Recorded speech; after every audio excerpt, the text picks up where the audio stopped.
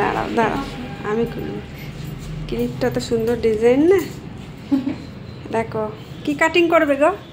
You করব, এটা কাটলি you মানাবে, ইউ মানাবে। কত বড় চুল, কাটতে ইচ্ছা করছে না, তবুও কাটবে। জিনিসটা পুরো লেজ হয়ে গেছে। এবার প্রথম প্রথম কষ্ট পাচ্ছিল,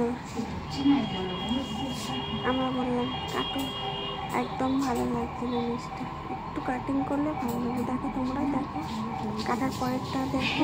অনেকটা কাটবে, এতটা কতটা দেখা, হাত দিয়ে দেখা, এতটা লেজ আছে। এতটা লেজ আছে? হুম, বাবা এতটা কেটে দিলে তো আমার কাঁদবে নাকি? কাটবে না বাবা। এই আবার ঝুমকাও করছে। হ্যাঁ করি। হ্যাঁ, কত কাটবে অতটা? মাদের দিয়ে কাটবে, কাটবে না। আমি ব্যস্ত ছিলাম, যতটা দেখালো না তারপরে এসে ভিডিওটা তুলে নিলাম। এমন দেখাচ্ছে মাদাকে যেন মনে হচ্ছে সব চুল কেটে যেতে। বল, বছরে একবার করে তো কাটতে হয়, না কাটলে হয়? এটা আমার কথা না, কাটিংটা দেখো, আর বক বক করবো না। চুল বাড়তে চাই, কে বলে যে আগের বারে কেটে দিলাম কত বেড়ে গেল? হ্যাঁ সেটাই তো, ওই তোমার হাতেই কাজ কাটা। আজকে তবে তো বাড়বে, নিচু করে থাকো মা, থাকো।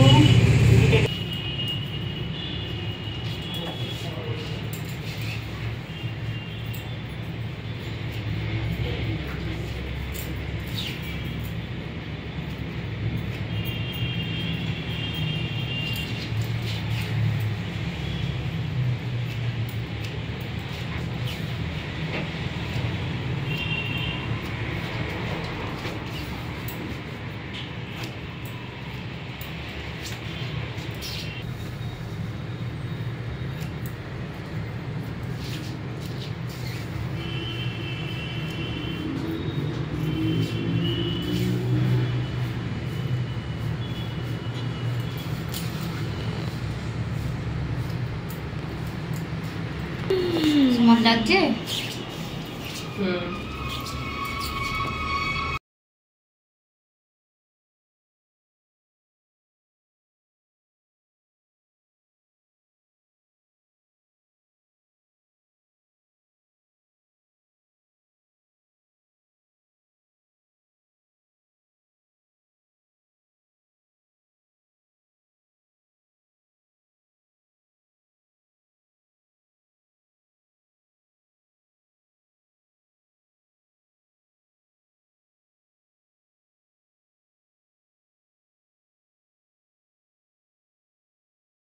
এই বাচ্চা বোনের ফটোটা দেখাতে পারছি না, পুরো কাটিংটা ভিডিও।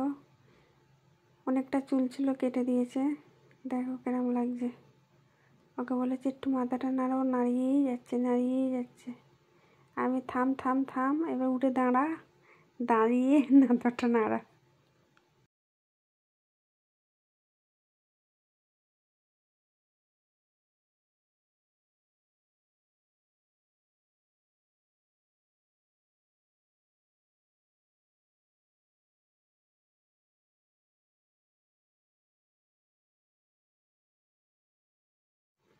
কত সুন্দর লাগছে কাটিংটা। ও আগের বারে কাটিং করে দিয়েছিল, ওর ভালো লাগেনি, ও এরম কাটিং চেয়েছিল।